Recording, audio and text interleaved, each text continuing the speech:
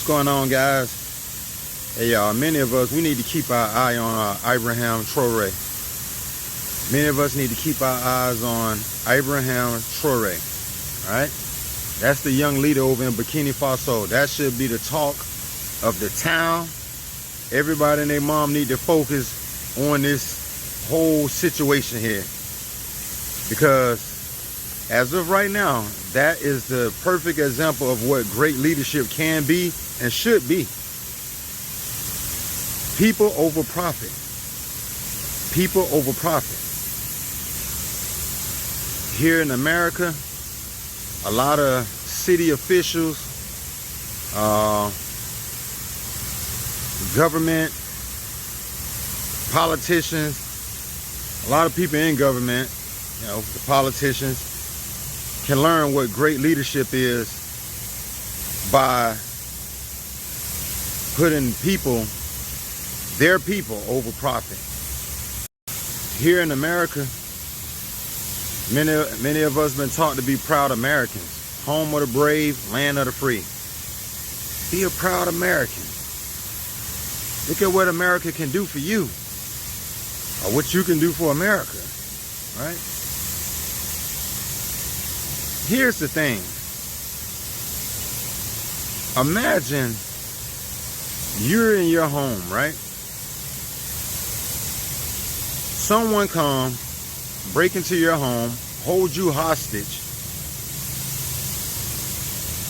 Not only that, but bring a associate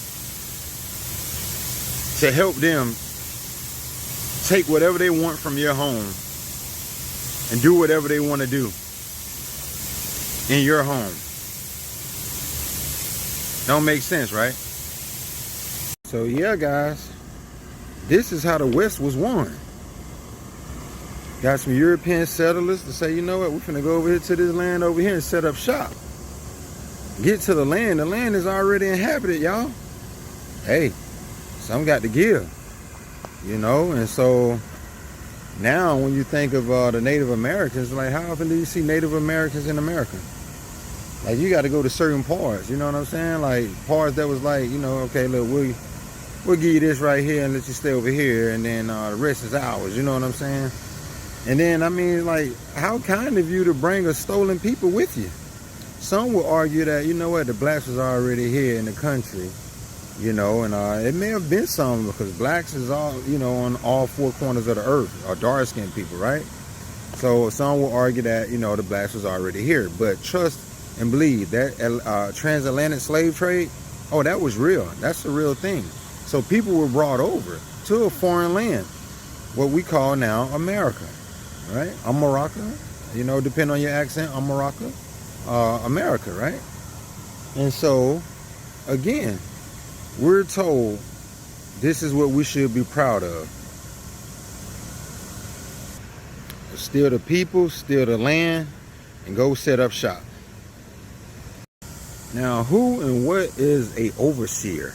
If you had to Google or define overseer, who and what is an overseer? What is that? When you look at it in terms of slavery, I mean, in terms of history, what happened during slavery, that was the overseer. His job was to look over the slaves for the master, right? And to this day, it's a modern version of that still going on. It's a continuation. And I'm able to say that is because if you work for the state, you got an overseer. State is another word for master, a massa. Corporation is another word for massa.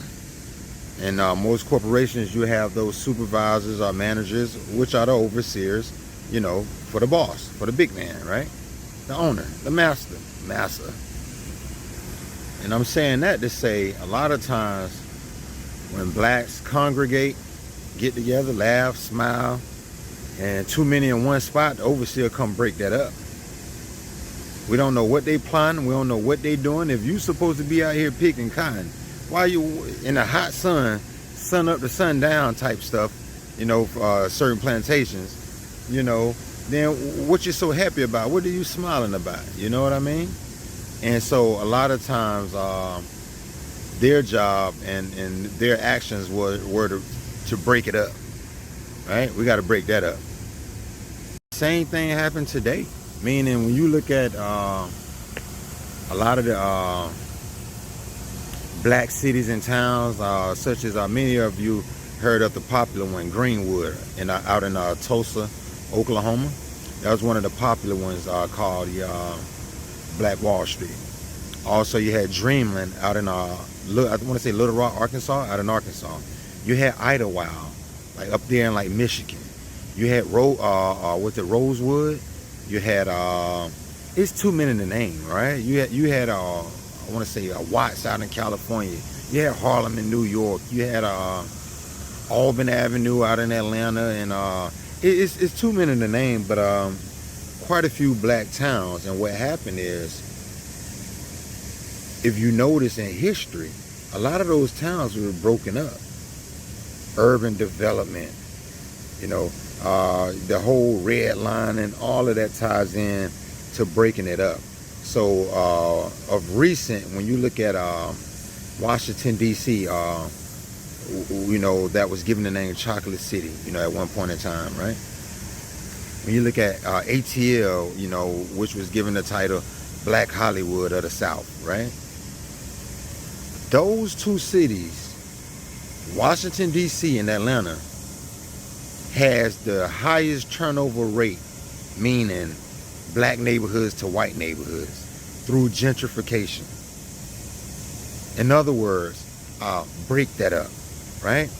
Once a lot of black folks learn group economics, right, and start empowering self, you become a threat to status quo. You become a threat. And so when you look at someone like an IBRAHIM Traoore to say, hey, listen, I'm willing to put my life on the line. I'm going to do for my people. Right now, we can't keep on depending on you guys, and we being exploited. What are you doing? So just when we thought the enemy was gone and everything is all good and we all get to live peacefully, no, this enemy is still on the loose. I mean, colonizing, exploiting, robbing, stealing, killing, lie, steal, cheat. And these savages, barbarians, are still on the loose, right? Is it safe to say that? And just so it's not taken out of context, I want to be clear, because I'm not trying to make this a black and white thing, all right?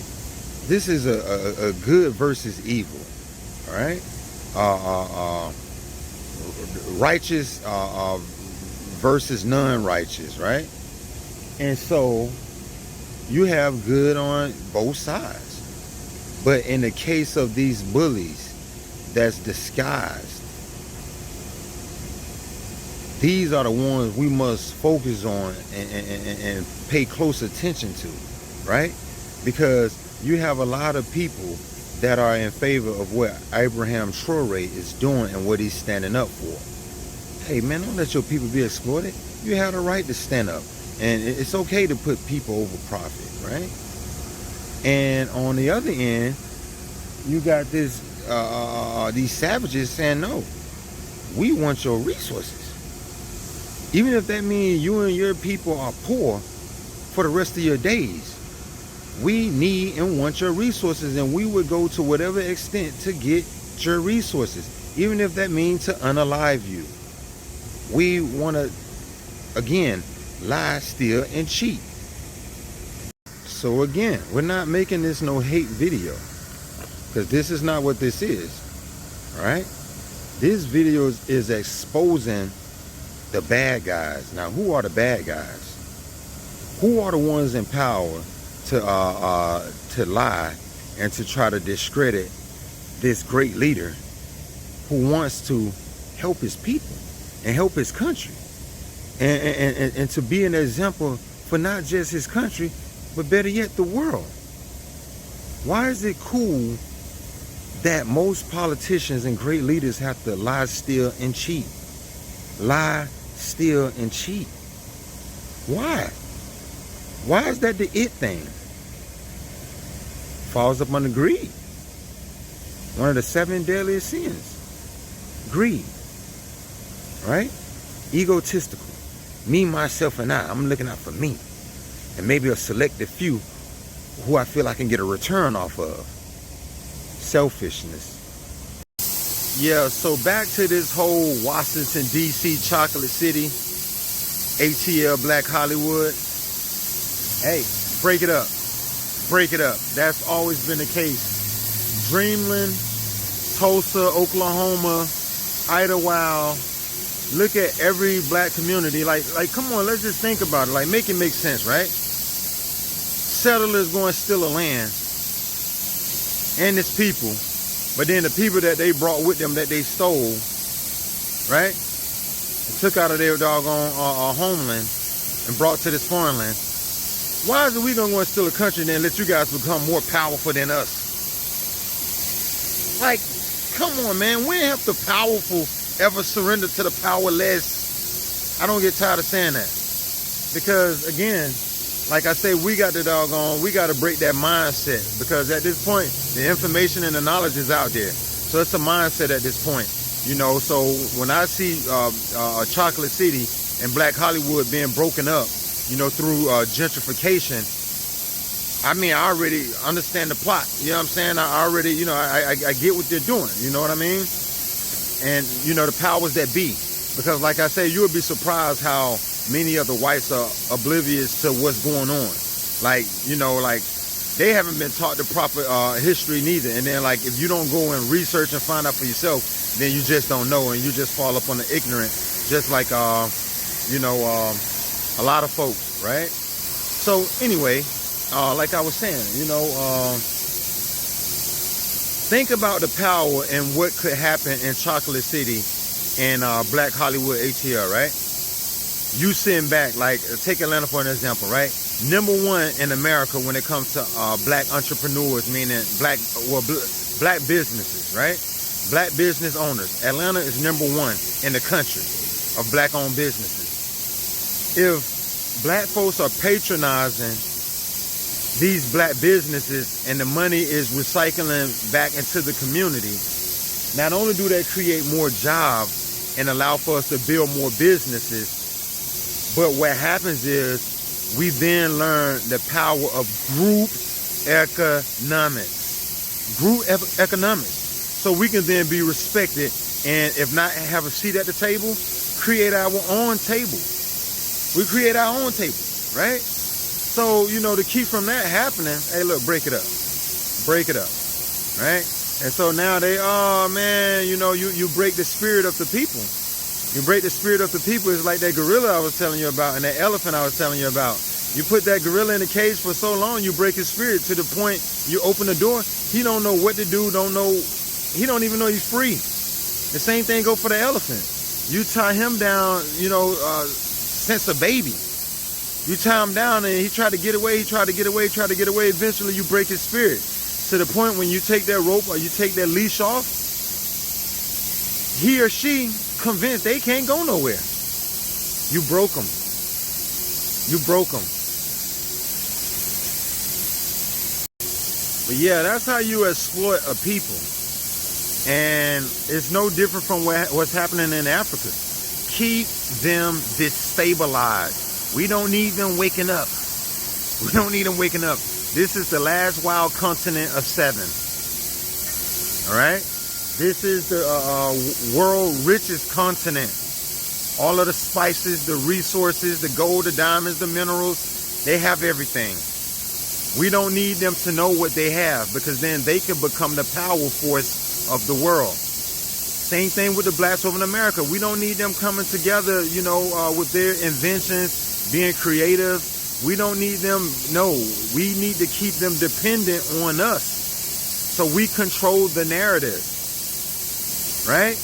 And even though the information is out there, people are so distracted.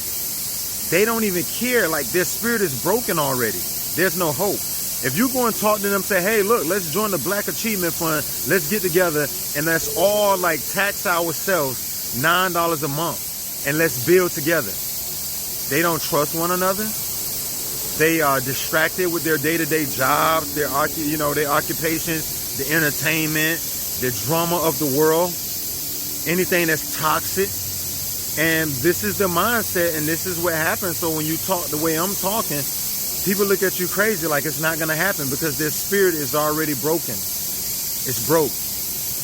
Yeah, man, so many people become domesticated, man. When I say domesticated, the same way you get a dog and you tame it, the same way you can go and get like a pigeon and tame it, the same way animals are being tamed, you know what I mean? And it's like you become so dependent on the system, you don't know what to do without it. And so many people, like, that's how they are. They comfortable. Like, you know what? Hey, I drive me a European car, whether it's a Mercedes or a BMW. Hey, I got my Gucci, my Louis, my European clothes that's so expensive. I work so hard to just basically give my money back to the oppressor. I'm basically sponsoring my oppression. I'm going out of my way to run my business. I'm going out of my way to work so hard. I'm going out of my way to earn money, whether I'm scamming, whether I'm working hard, however I get my money. I'm just going out of my way to get that money to basically give back to the same ones that oppress me. And so therefore, I'm sponsoring my oppression. Hey guys, I get it, man. I know what I'm talking about can be very controversial, man. I mean, think about the CRT, right? Critical race theory, man. I mean, it's no wonder, America would want to erase certain parts of history, because it's like, how can we be proud of what we did to be where we are? And notice I said we. I'm born in America. This is all I know, right? So therefore, I'm an American. And like I say, even like how we've been taught and how we've been groomed, I mean, it's a melting pot. So, to be integrated, you pick up a lot of ways of different cultures here in America, right? You pick up a lot of the ways. It's a melting pot, right? We can all agree. And it's just some coincidence, a lot of Americans love gangster movies. The Scarface, the Tony Montana, the Godfather, too many to name, the Italian Job, this and this. And again, that's our mentality, that of a gangster, that of a hoodlum, that of a criminal, that of someone that's murderous, you know what I mean? And therefore, many of us, not all, are savages. And like I say, and we're not going to put no color on it, because this day and age, you got bad in every group. I mean, you got the rough Asians out here that got their gangs. You got the Mexican gangs out here. You got the black gangs. You got the white gangs. And if you don't believe me, like, look at some of these prisons where they have to band together. You know what I mean? And it's segregated. You know what I mean? And that's just how it is. And so, therefore, our mindset is that again, of gangsters. And we are only as good as our leaders, and that mentality have to come from somewhere. Like, I mean, come on, man. Here in America, man, like the mindset is, I mean, like, for an example, right? This is just an example, right? You can have a family member or a close friend to be doing something extremely wrong. I mean, whether it's like a kid, the rest of it, napping, you know what I'm saying, or robbing. And if this is a close family member or a friend, and that this person committed like such crime, you don't supposed to say nothing. You're supposed to cover for that person, because if you say something, guess what? You labeled a tattletale or a snitch, and it starts young. So when you're young in elementary, you're being called a tattletale, and they will ridicule you, right? But if you get older and you tell when you see something wrong, now you're a snitch. And like I say, it has such bad, like, don't nobody want that dirt on their name, right? And so therefore, if you see something wrong, you don't supposed to say anything. And this is what a lot of the people learn here in America. So back to the main point. If you someone like IBRAHIM Traoore, and you doing something right for your country, and you got American gangsters over there trying to find ways to exploit you and take advantage and steal your resources, then guess what? We don't supposed to say anything. We're supposed to let it happen so we can reap the benefits, right? You know, if your family's selling moonshine, if your family's selling heroin, or selling man-made pills, and or stealing organs from children, right, or women, you're not supposed to say anything, you know, because the bad guy come get you. So if you are a good person and you're trying to do right, and big shout out to the Thomas Sankaras of the world, big shout out to the Marcus Garveys of the world, big shout out to the Malcolm X, the Muammar Gaddafi.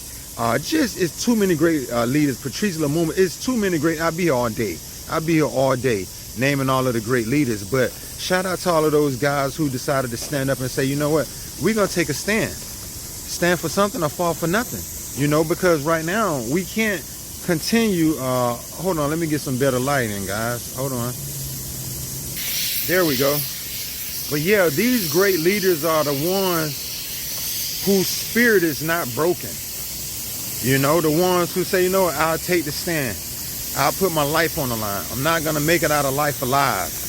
And this means more to me than just focus on me, right? It's not selfish, right? This is for my people. This is for the greater good of my people. So even if that means to sacrifice my life and put my life on the line, I'm willing to do it for my people to have a better future and to create a better world. Because like I say, you know, as Africans or African Americans, blacks, Hebrews, Haitians, Jamaican, we're like the oldest race on this planet. And therefore, we're not the aliens. We're not the aliens.